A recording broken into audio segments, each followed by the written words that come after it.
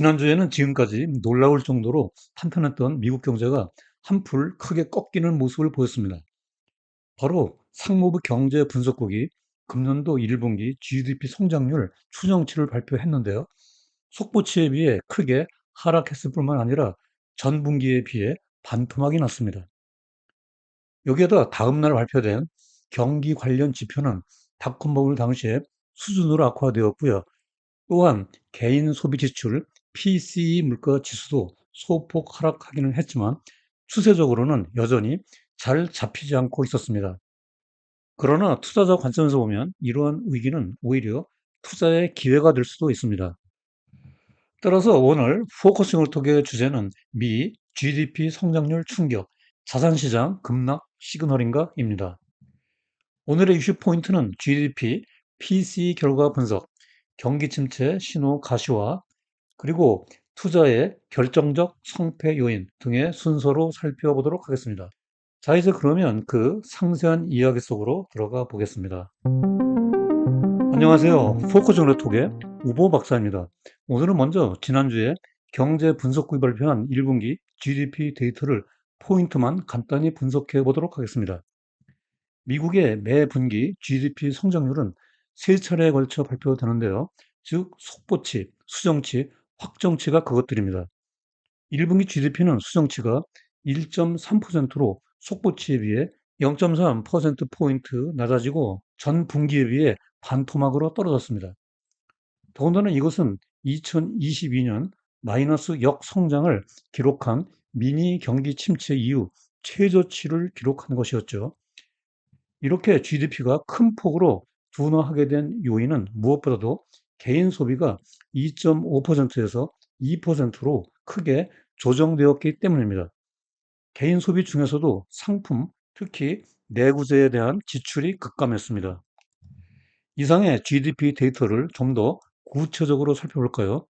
우이표에서 오른쪽이 금년도 1분기의 구체적인 데이터고요. 여기서 네 번째 줄에 내구재 소비가 전월에 3.2%에서 마이너스 4.1%로 급락한 것을 확인할 수 있습니다. 아래 그래프는 요소별 기여도를 나타내고 있는데요. 여기서도 서비스는 1.8% 기여한 데 비해서 내구재와 비내구재 모두 각각 0.3%, 0.1% 마이너스 기여율을 보였습니다. 결과적으로 1분기 GDP 성장률 둔화의 대부분은 상품 지출, 특히 내구재 지출의 약화에 기인하는 것으로 분석됩니다. 그 다음날 개인 소비 지출, 즉 PCE 결과가 발표되는데요. 전년 동기 대비 각각 헤드라인 2.7%, 근원 2.8%로 전월과 같았습니다. 다만 전월 대비로는 근원 PCE가 0.2%를 기록하여 예상치와 전월의 0.3%보다 소폭 낮아졌습니다. 이러한 PCE 결과에 대해 월스트리트 저널의 닉 티미라우스 수석 경제부 기자는 이번 PCE 결과가 연준의 금리 정책의 변화를 가져오기에는 아직 멀다고 평가했습니다. 즉, 이 그래프에서 맨 위에 옅은 청색선이 근원 PCE의 3개월 연 환산율을 나타내고 있는데요. 이것이 작년 하반기보다 더 높은 수준에 머물러 있다는 것이죠. 따라서 티미라우스 기자는 이러한 4월의 PCE 결과가 연준의 기다리고 지켜보는, 즉 웨이트 앤드 씨에 관망하는 자세를 변화시키지는 못할 것이다 라면서 냉담한 반응을 보였습니다. 티미라우스는 월가에서 연준의 부대변인이라고 불릴 정도로 FOMC 분위기를 잘 전하는 기자로 정평이 나 있습니다. 한편 개인 소비 지출이 눈에 띄게 감소한 추세는 앞에서의 GDP 데이터 분석에서뿐만 아니라 여기 PC 데이터에 의해서도 확인되는데요. 왼쪽 그래프에서 청색 막대의 4월 명목 개인 소비 지출이 0.2%로서 전월의 0.7%에서 가파르게 하락했고요. 실질 소비 지출은 아예 마이너스 0.1%로 급락했습니다. 미국은 내수 중심의 경제이잖아요. 이러한 소비 지출의 감소는 GDP 성장률 둔화로 이어지는 것은 어쩌면 당연한 결과라고 할 수 있겠습니다. 이에 따라 오른쪽 그래프에서 보듯이 PCE 데이터 발표 후 애틀란타 연방은행이 집계하는 GDP 나오는 2분기 GDP 성장률 예측치를 3.5%에서 2.7%로 즉각 하향 조정했습니다. 여기에다 소비자들의 경기에 대한 기대감도 어두워지고 있는데요. 컨퍼런스 보드 결과 발표에 따르면 소비자들이 감지하고 있는 향후 12개월 내 경기 침체 진입 예상치가 69%로 전월에 이어 지속적으로 상승하고 있습니다. 소비 지출이 급격히 감소함에 따라 경기에 대한 전망이 점점 차갑게 식어가는 것으로 보입니다. 설상가상으로 시카고 연방은행이 발표하는 기업 지수가 충격적인 수치를 보였는데요. 5월 구매자 관리 지수, 즉 PMI가 35.4%로 나왔습니다. 시장 예상치 46.1%보다 훨씬 낮았을 뿐만이 아니라 닷컴버블 붕괴 당시 35.1%에 거의 근접하는 수준입니다. 시카고 기업 지수는 제조업이 밀집되어 있는 중소부 공업지대의 경기를 잘 반영해주고 있는데요. 이는 미국 전역을 커버하는 ISM의 PMI에 선행하는 지표라서 매우 중요한 지표라고 할 수 있습니다. 이에 따라 월가의 유명 이코노미스트 중에 한 사람인 로젠버그는 시카고 구매자 관리 지수가 35.4%를 보인 것은 과거 100%의 확률로 경기 침체와 일치했으며 예전에 1990년, 2001년, 2008년에도 그랬듯이 이번에도 경기 침체를 예측하지 못하고 포기한 사람들은 머지않아 손수건을 던지게 될 것이라고 경고했습니다. 그러나 자산시장에서 투자의 성패는 무엇니 뭐니 해도 S&P 500 기업들의 실적이 말해줍니다. 여기 왼쪽 그래프는 금년도 1분기 중 S&P 500 기업들의 실적 달성 현황을 보여주고 있는데요. 녹색 막대가 섹터별로 예상치를 상회한 기업들의 비율을 나타내고 있습니다. 노란색 막대는 기대치 부합, 그리고 맨 위에 자주색 막대는 예상치를 하회한 기업들의 비율을 각각 표시하고 있습니다. S&P 500 기업 중 60에서 90% 회사들이 실적 기대치 이상을 초과 달성한 것으로 분석되고 있습니다. 오른쪽 그래프는 GDP 성장률 추세와 주당 순이익, 즉 EPS 성장과의 상관관계를 보여주고 있는데요. 통계학에서 R 스퀘어는 두 변수 간의 상관계수를 나타내고 있습니다. 이 수치가 0.44라는 것은 GDP 성장률과 EPS 성장률이 정의 상관관계를 가진다는 의미입니다.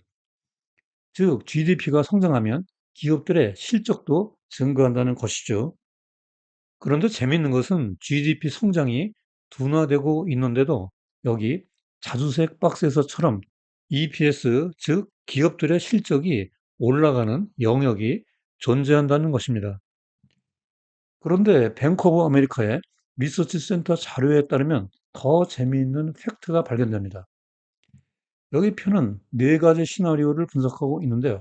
즉, EPS 상승 플러스 GDP 둔화, EPS 상승 플러스 GDP 상승, 또 EPS 둔화 플러스 GDP 둔화, 그리고 EPS 둔화 플러스 GDP 상승 등의 경우가 그것들입니다. 이 중에서 여기 자주색 박스에 GDP가 둔화되고 S&P 500 기업 실적이 늘어날 때가 주식 투자의 베스트 시나리오라는 것입니다. 이 경우 평균 수익률이 3.6%이고요. 주식시장 상승률은 78.8%에 달합니다. 그러므로 이 분석 결과에 따르면 4월 GDP 데이터에서처럼 성장률이 둔화된다 하더라도 우려할 것이 없습니다. 왜냐하면 기업의 실적이 늘어나면 S&P 500 지수가 상승할 것으로 기대되기 때문입니다. 이러한 경우 채권 시장은 어떻게 될까요?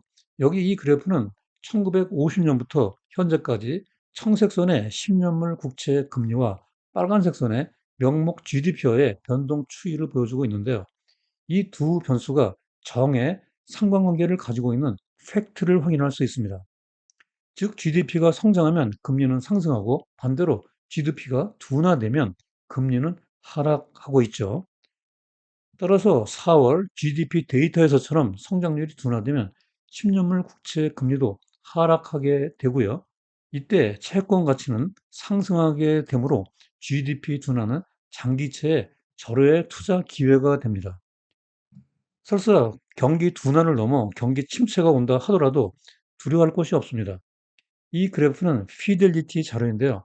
1950년에 1000달러를 S&P 500 지수에 2023년까지 투자했을 때 투자 금액이 어떻게 불어나는지를 보여주고 있습니다.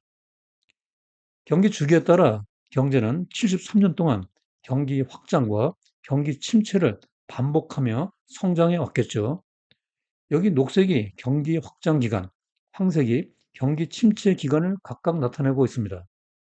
평균적으로 경기 확장은 64개월, 경기 침체는 11개월 지속되었고요. 확장기가 침체기보다 6배 더 길었습니다. 이때 연 평균 수익률은 각각 15%, 1%였습니다. 이에 따라 1950년에 S&P 500 지수에 묻어두었던 1000달러는 2023년 말에 약 300만 달러로 3000배가 불어나게 됩니다. 그러므로 투자의 세계에서 경기 침체는 오히려 경기 회복 후 수익률 극대화를 위한 투자의 기회라고 할 수 있겠습니다.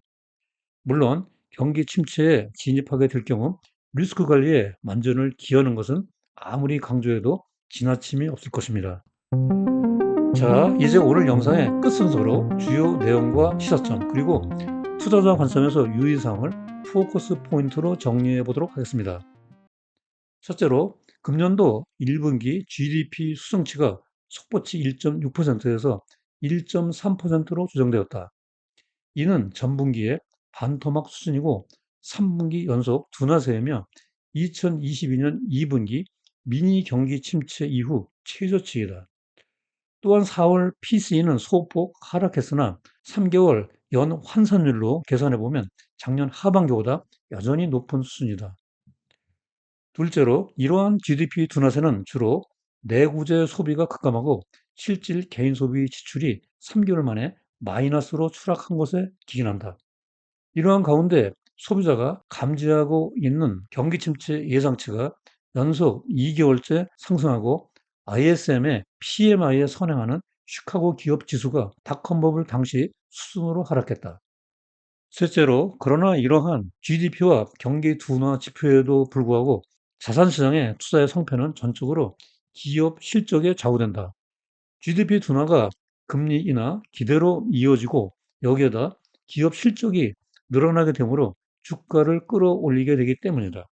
하지만 경기 침체로 실적과 경기가 동시에 악화될 경우에는 경기 방어주, 퀄러티 배당주, 그리고 채권 비중 확대 등 보수적 자산 배분으로 리스크 관리에 만전을 기해 나가야 한다고 정리할 수 있겠습니다. 본 영상 시청 후 블로그 우보의 경제나무에 들어가면 전체 방송대본 스크립트를 읽어볼 수 있습니다. 영상에서 놓친 구체적인 데이터 확인과 복습용으로 많이 활용해 주시기 바라고요. 영상 업로드 몇 시간 후 댓글에 바로가기 링크를 달아놓겠습니다. 오늘 영상에 도움되었다면 구독과 좋아요 부탁드리고요. 다음에도 여러분들의 글로벌 경제식을 넓히고 투자 생활에 힘과 도움이 되는 더욱 유익한 영상으로 또다시 찾아뵙겠습니다. 오늘도 끝까지 시청해 주셔서 대단히 감사합니다.